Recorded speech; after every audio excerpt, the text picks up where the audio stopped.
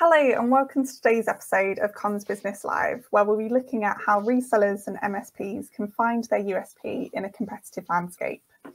I'm Charlotte, editor of Comms Business, and I'm delighted to be joined by Jamie Hughes, Sales Director for the UK at Evolve IP. Welcome to the show, Jamie. Hi, Charlotte. So Evolve IP are specialists in the UCaaS and CCaaS space. So a good starting point could be for us to just look at how those two markets are evolving. So what are you seeing in that space, Jamie? That's a great question, Charlotte. Thank you. So here at Evolve, we're a service provider, and we've been around for just under 15 years. And one of the things that we're definitely seeing over the last few years, and we will see ahead in the coming years as well, is the number of service providers available to the resellers. So today there's 108 service providers in the UK, and of that, there is some consolidation within the market. So as Evolve, we're a top 10 service provider, as carried out by Cavell in a report recently.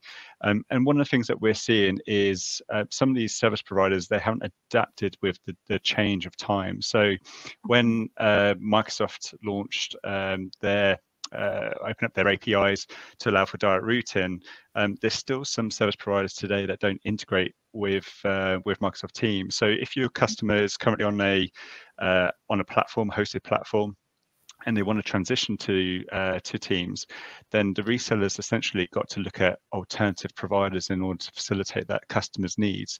So, and doing so, they're going to have to move that customer from one platform to another platform. So that's a big thing that we're seeing at the moment. And I think these proprietary, definitely these proprietary platforms will struggle to keep with the market. One of the other things that we're seeing is where actually some customers are choosing CCaaS solutions technology first. So they've chosen that because that's potentially their revenue stream. And once they've chosen that revenue stream, they then look at the back office areas. So one of the things that we've been doing is integrating our platform to be both the endpoint for the CCaaS, not necessarily the software, but the endpoint, but also being the back end office. So we've got a full suite of solutions out there to cater for the customers, irrespective of their journey. So a lot of customers today have got what we call dial tone, and as they move up the stack and they want some collaboration and meeting functionality, they can just switch on these licenses rather than a reseller potentially having to go to another vendor to choose a different technology for them. So another thing that we've been focusing on, and I think the market is focusing on, is getting everything to talk to each other as well. So one of the things that we've been working on heavily is around our provisioning platform. So we started a campaign where we're talking to operational people within businesses actually around how our platform can actually be a lot more efficient than other platforms. So as an example, you can easily provision 100 users on a platform within 10 minutes, whereas with other platforms that actually might take them half an hour to an hour to provision those 100 users. So in a market where the race to the bottom, there's a commodity kind of discussion around it, and the solutions out there are similar, well, actually we can provide some business benefit to the resellers by providing them with a more efficient provisioning and solution platform. So given that competitive element that you talked through there, how can resellers and MSPs find a USP so they can stand out in this kind of increasingly competitive environment? So I think one of the first things is the service provider needs to have a vision. They need to have a vision around what the future looks like, not necessarily for them for the platform, but also for the customers that are on the platform today. So obviously retention's a big part of what we do and supporting our partners whilst also attracting new customers. So one of the things that we've been doing for a long time, and I would like to think that we're kind of renowned as the verticalized specialists within the service providers of the 108, is we kind of look at a kind of an industry and go, what's specific to that industry? What's the requirements?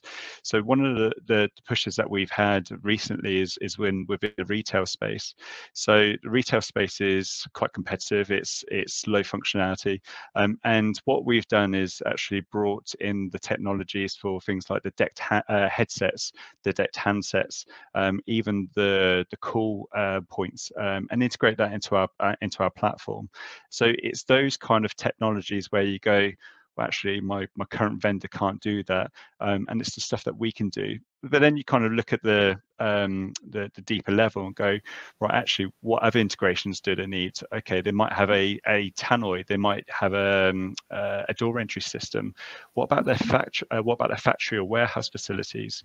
Yeah, they could go down the Microsoft route, but they're probably going to need maybe a blend. So we're seeing a bit of the Microsoft story going into the retail, but Microsoft can't integrate into that door entry system. So it's about that kind of the glue that sticks all that together.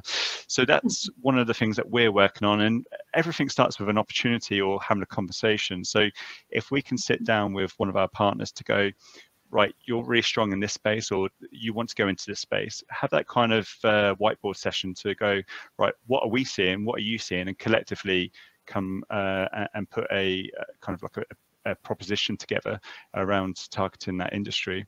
So we've been we're very well adversed in the hospitality space and automotive space. That's probably where we're most renowned for, but it's all around the integrations. So we don't really talk about today, we don't really talk about the endpoint, so the software that people are using.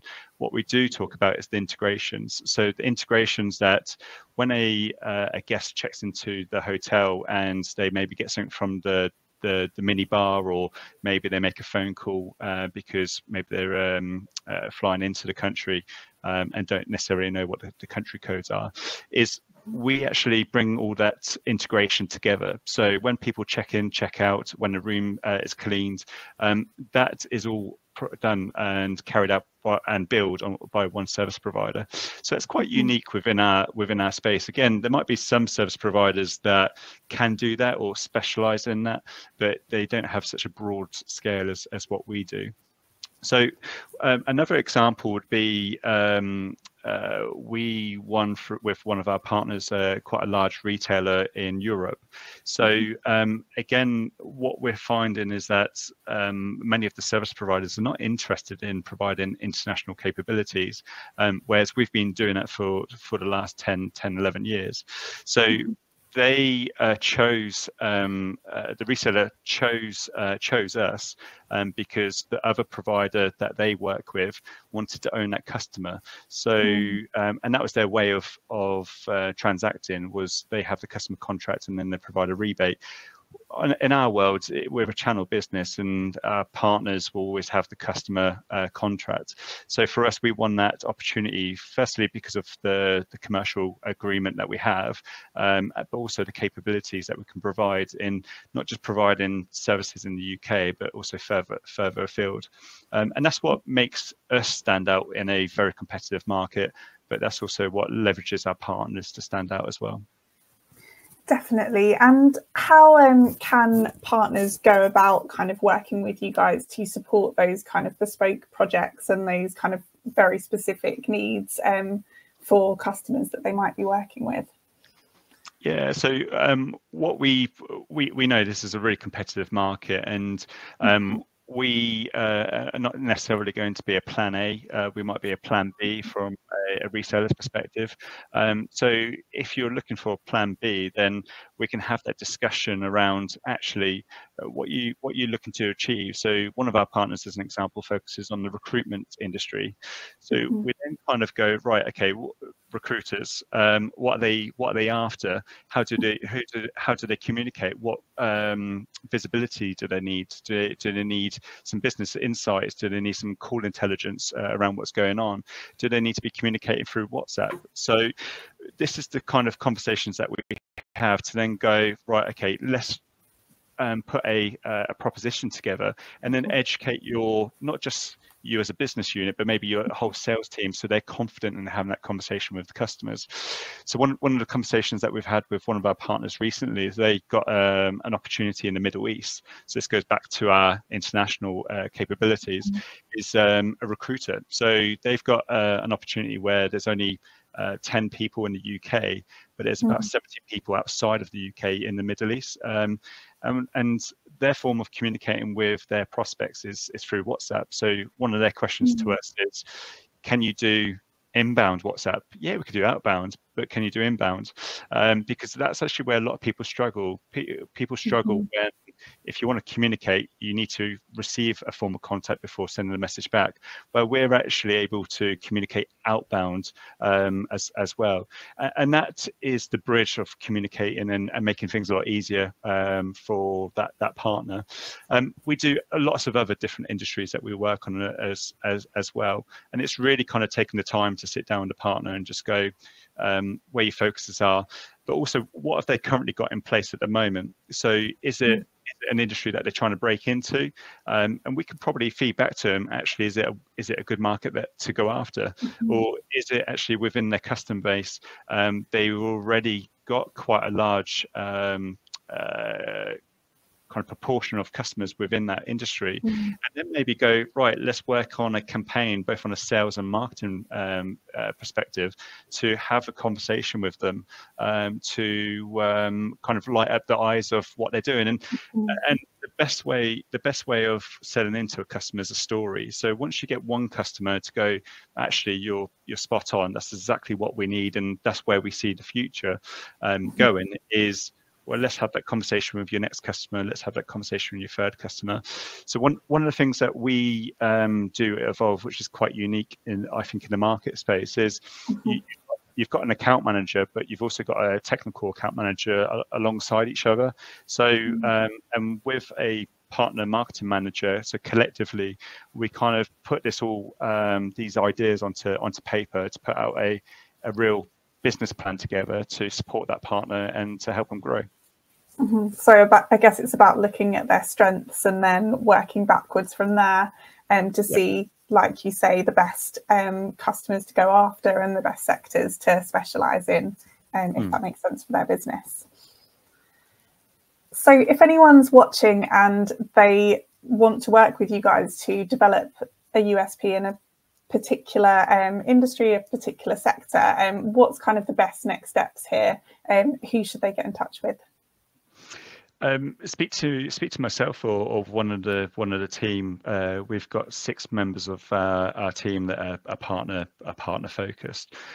We would always, it's not a sales pitch. We always want to understand our partners or our prospective partners first. So kind of understanding where they are today, what have they been up to, what their challenges and so on, and then kind of going, right, actually, this is where we can help. I've been on a number of calls over the years where actually you sometimes have to go, what you're doing is the right thing, and sometimes we go, well, actually, this is where we can help you. So it's that kind of being, and it's overused really in our industry, it's about being that trusted advisor.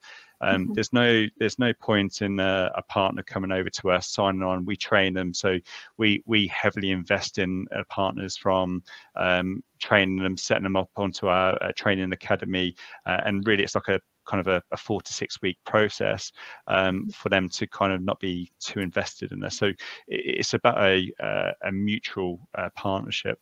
So I say, speak to one of our team. We'll have a conversation with you, understand that we can add value to your business, and if we can, we'll go on that journey, and then understand, right, where your focuses are, and put something down on paper to make it happen. Perfect. So that brings us to the end of today's episode of Comms Business Live. Jamie, thanks so much for sharing your thoughts with us. No, thank you very much, Charlotte. And if anyone watching would like to follow up with Jamie and the Evolve IP team, there are some links in the video description to connect you with the right people. But otherwise, thanks everyone for joining us, and goodbye.